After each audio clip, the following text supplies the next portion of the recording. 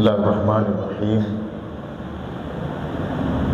Assalamualaikum warahmatullahi wabarakatuh.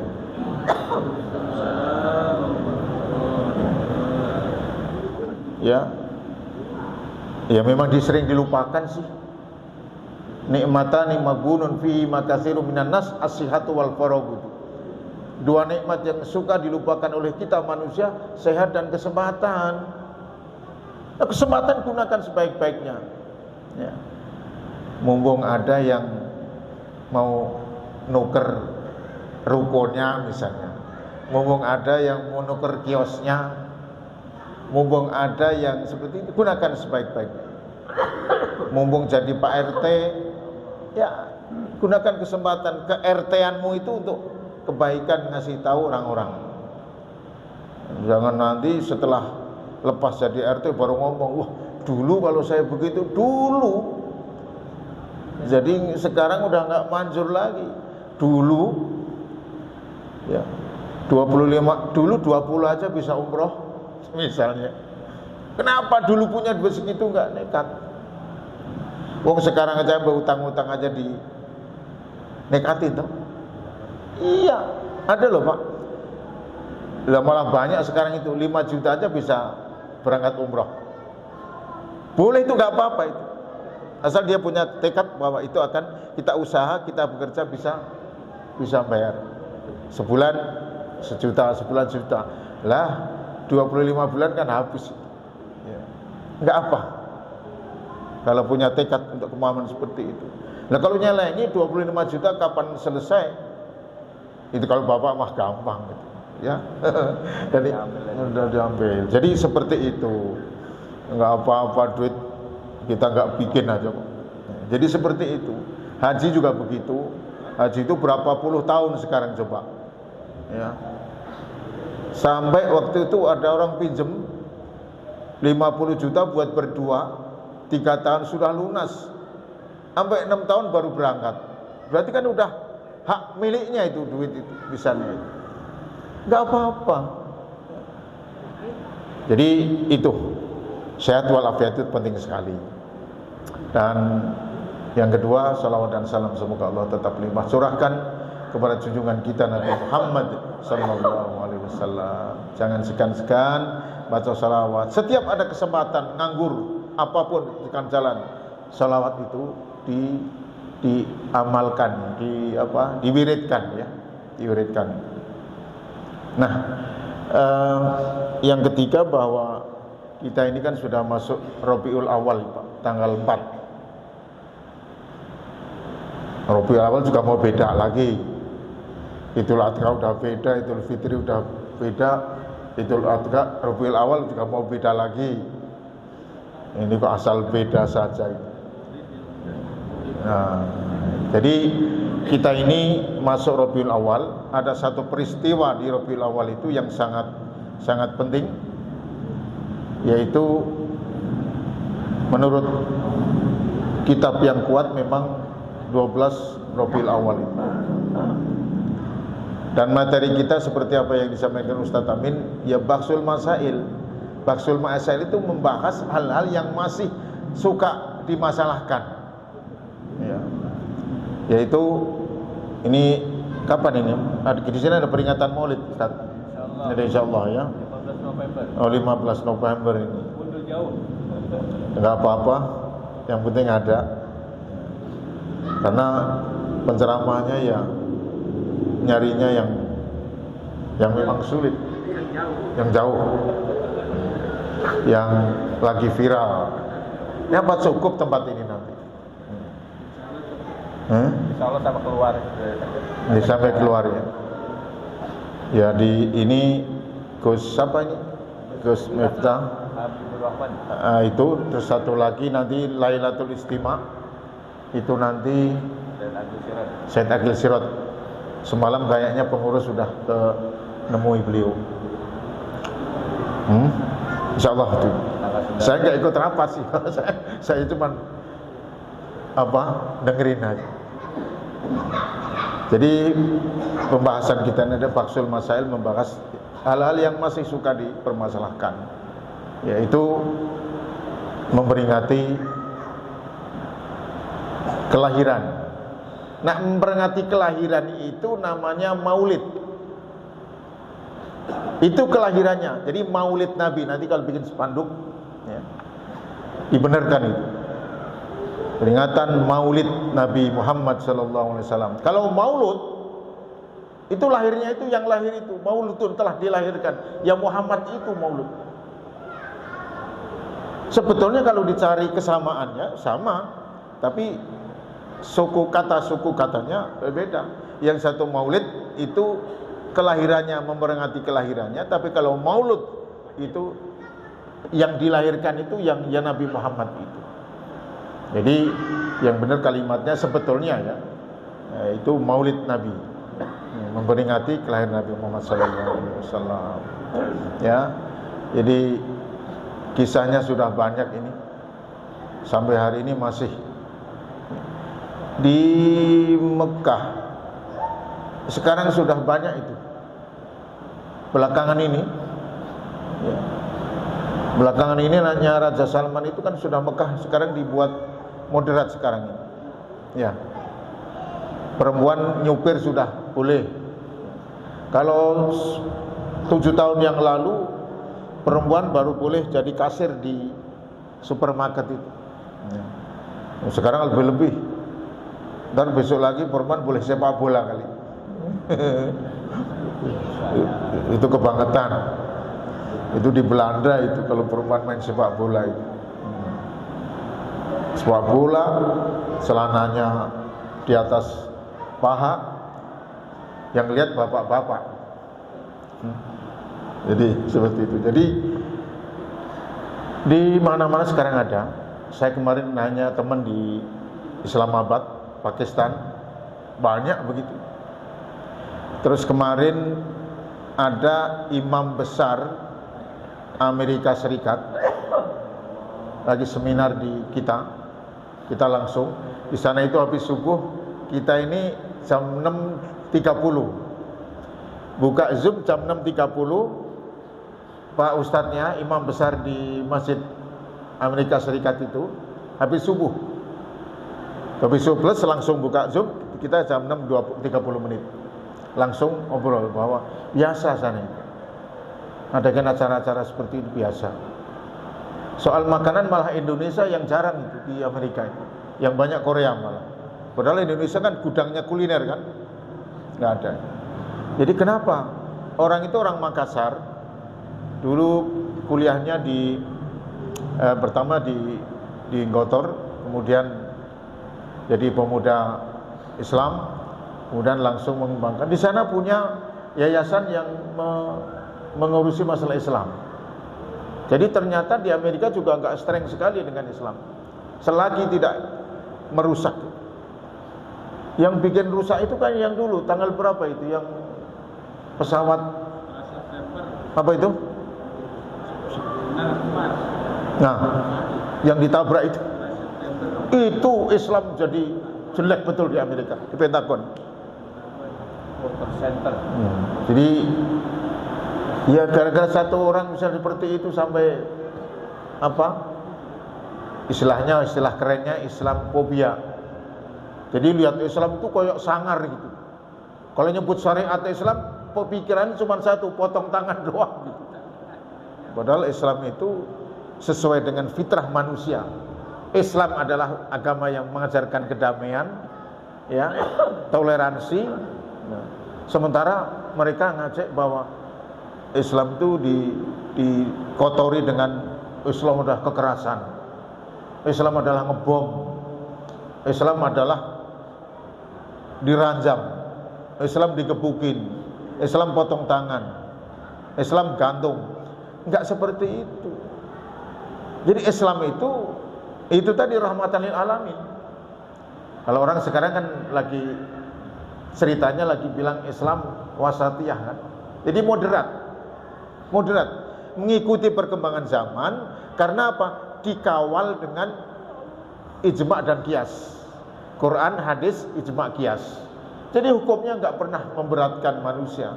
Islam adalah agama yang damai dan sesuai dengan fitrah manusia, pengen damai, pengen enak, pengen bahagia, pengen hidup rukun. Islam seperti itu sebetulnya. Nah, jadi kalau ada yang beda itu kan beda penafsirannya Al-Quran. Ada ayat yang sifatnya umum ditafsiri khusus, sehingga beda. Hadis juga seperti itu, ya. Maka beda itu wajar. Kita harus seperti itu sekarang ini, wajar. Tapi punya landasan masing-masing. Seperti ini aja ini. Sampai hari ini kan masih ada. Kalau khutbah cuma satu aja hadisnya, wa kullu bid'atin dolalah wa bid'olalah finnar. Bid'ah itu. Lah kalau setelah zaman Nabi kan bid'ah semua itu. Ya. Bid'ah semua.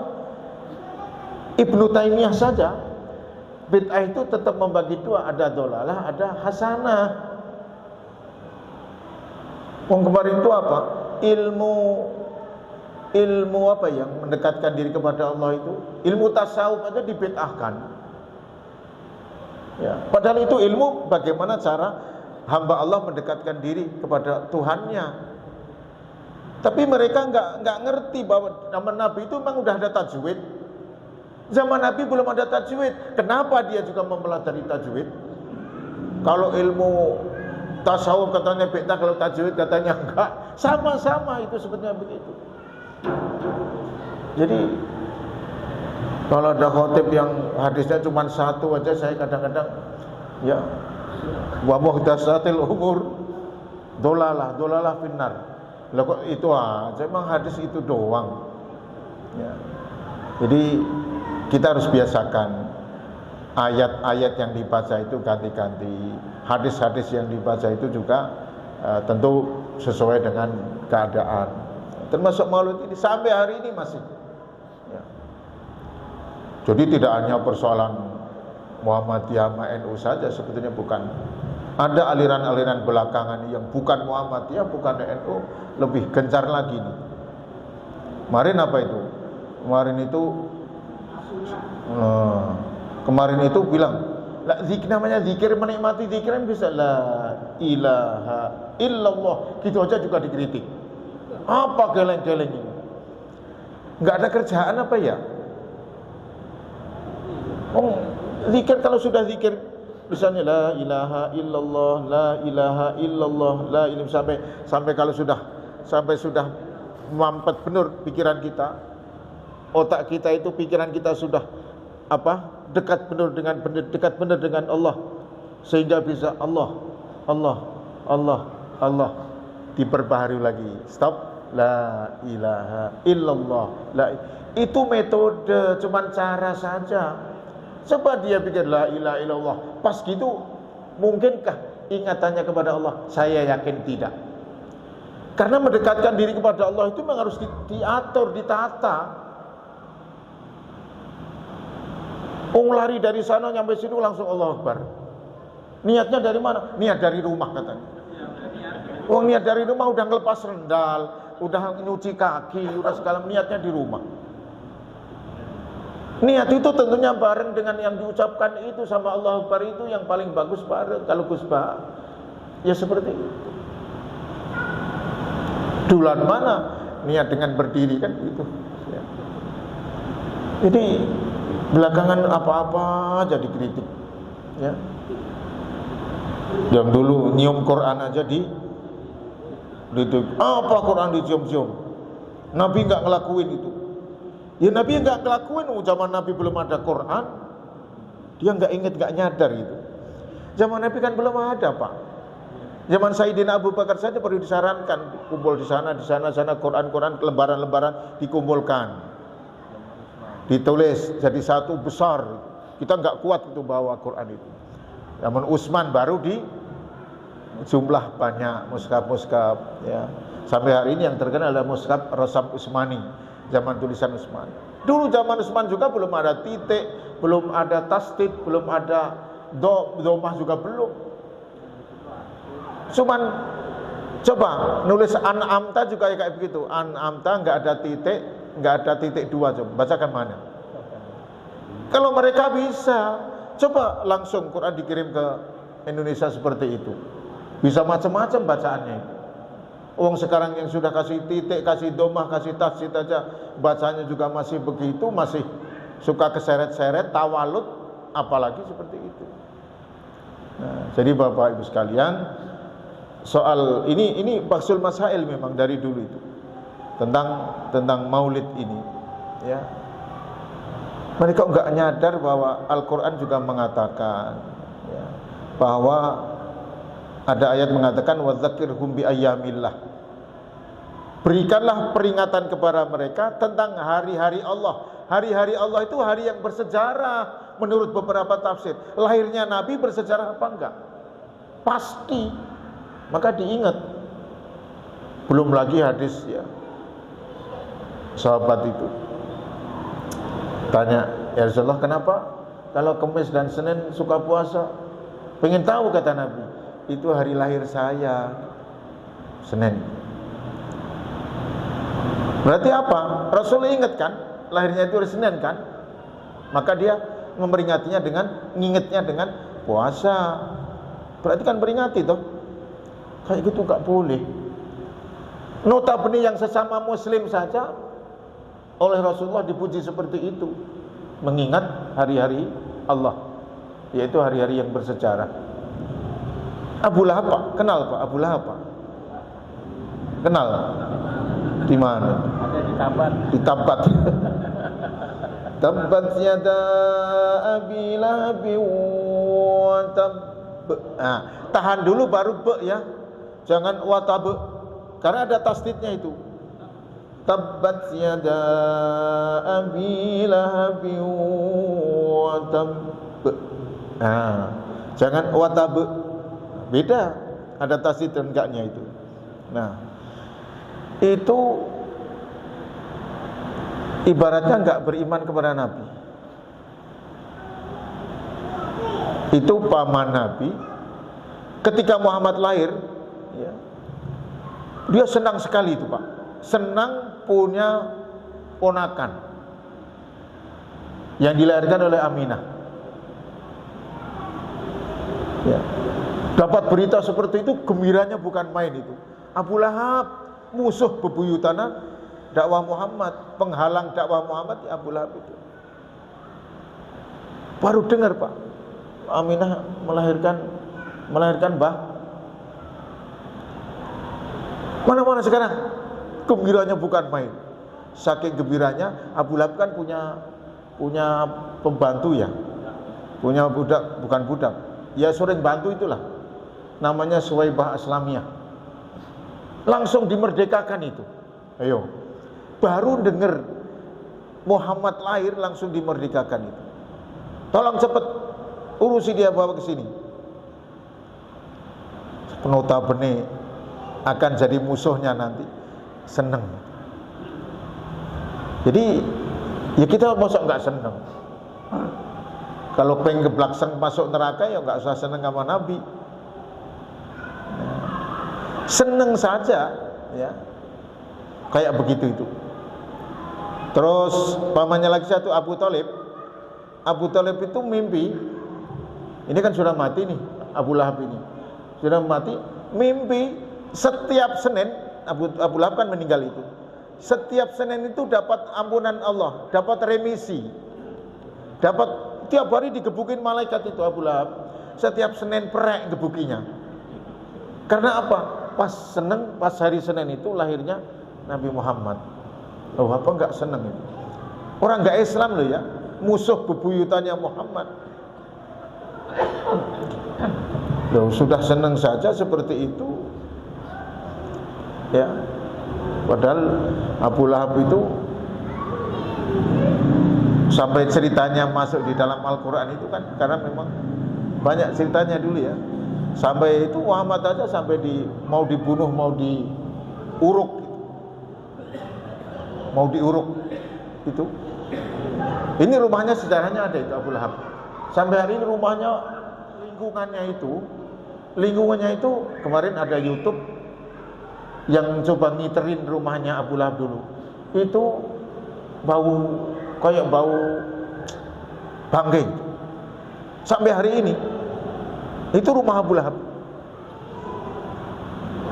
Ada orang Indonesia yang di sana, ya kerjanya memang bikin rekaman-rekaman begitu. Memang kerjaannya kan, kalau viewernya banyak kan, dia dapat dari situ gitu. Ya, apa itu namanya pokoknya. Ya. Jadi seperti itu. Itu rumah bekas Abu Lahab sampai bau kayak bangkai seperti itu. Ya, saya teruskan. Jadi jangankan Muslim, yang non Muslim Abu Lahab saja senang dengan lahirnya Muhammad hari Senin, maka setiap Senin ini dapat orang kita remisi gitu. Yang kita aja belum dapat hukuman, belum sidang udah diremisi itu. Sambo itu. Ini di penjara betul apa enggak ini? Ini kebangetan ini. Pura-pura ini. Padahal awal-awal saya ngikutin nih gimana hukumannya. Belakangan dipanjang-panjangin supaya orang lupa. Ini. Di sana seperti itu. Jadi namanya Abu Qatadah itu. Hadis Abu Qatadah itu menjelaskan seperti itu. Jadi setiap hari Senin itu dapat ampunan, artinya dapat enggak digebukin malaikat. Abu Thalib nanya kenapa? Ya itu tadi senang dengan kelahiran Nabi. Oleh karena itu saya nanya sekarang, kalau maulid itu yang dibaca apa Pak? Sirah Nabi kan? Sejarah Nabi toh? Maulid berjanji toh? Ya, pokoknya ngerti nggak ngerti manggut-manggut aja, toh itu baik kok. Itu baik. Sesuatu hal yang kita pelajari untuk menyempurnakan yang lain nggak akan sempurna kalau itu nggak dipelajari. Berarti mempelajari sirah Nabi dalam, artinya membaca sirah Nabi dalam maulid itu bisa wajib bahwa Muhammad ini seperti ini. Coba, mengimani Muhammad itu kan sebagian rukun Islam toh? Rukun iman toh? Rukun iman. Tanpa iman kepada Muhammad nggak sah iman kita ini. Soalnya syariat Islam itu ada akidah, syariah, dan akhlak maupun muamalah itu. Nah, kalau akidahnya sudah nyimpang, Muhammad sudah nggak diimani, ya salah. Padahal beriman kepada Nabi itu kan wajib tuh. Artinya akidah kan. Amanu billahi wa rasulih tuh. Berimanlah kepada Allah dan Rasulnya. Ini perintah. Saya sering bilang, kalau perintah ini digandeng, amanu billahi wa rasulih, iman kepada Allah dan Rasulnya, berarti iman kepada Allah tanpa iman kepada Muhammad percuma. Iman kepada Muhammad saja tanpa iman kepada Allah percuma juga. Maka dua-duanya harus dilakukan. Sama pentingnya, sama kedudukan. Saya sering bilang, ini sejarah seperti ini, kalimat seperti ini ada di kitab Tafsir Al-Munir, Pak. Dulu waktu saya ngaji sama Prof. Quraish Shihab, Tafsir Al-Munir menyatakan bahwa kalau ada perintah digandeng, maka sama pentingnya. Ada 3 kan? Ya, atiullah wa atiur rasul wa ulil amri minkum. Taatlah kepada Allah, taatlah kepada Rasul, dan kepada ulil amri, pemerintah. Nah, kalau taat kepada Allah, atiullah. Kepada Rasul, atiur Rasul. Kenapa ulil amri nggak pakai atiu? Loh, kalau pakai atiu bahaya loh Pak. Atiullah wa atiur Rasul wa atiu ulil amri, bahaya. Kenapa bahayanya? Sebab taat kepada pemerintah itu manakala pemerintah nggak zalim toh. Kalau pemerintah zalim, kita nggak wajib taat. Walaupun nggak berani terang-terangan, kita membangkang tentang masalah itu. Jadi atiullah wa atiur rasul wa ulil amri minkum, tidak wa atiu ulil amri. Kalau kita belajar tafsir begitu tafsirnya ya. Kenapa nggak pakai atiu? Sebab kalau taat kepada Allah wajib tanpa protes, taat kepada Rasulullah wajib tanpa harus protes, tapi taat kepada pemerintah ulil amri, kalau pemerintah itu enggak zalim baru taat. Kenapa enggak pakai ATO itu? Itu dulu waktu ngaji seperti itu. Jadi kembali kepada persoalan bahwa memperingati Maulid bisa boleh, bahkan kalau itu membuat sempurnanya sesuatu hal, maka bisa wajib. Karena Maulid yang dibaca kisah Nabi kan, kisah Nabi itu harus tahu kita. Kita iman kepada Rasulullah tanpa tahu kisah Nabi yang dibacakan pada waktu Maulid, berarti percaya kepada Rasulnya kita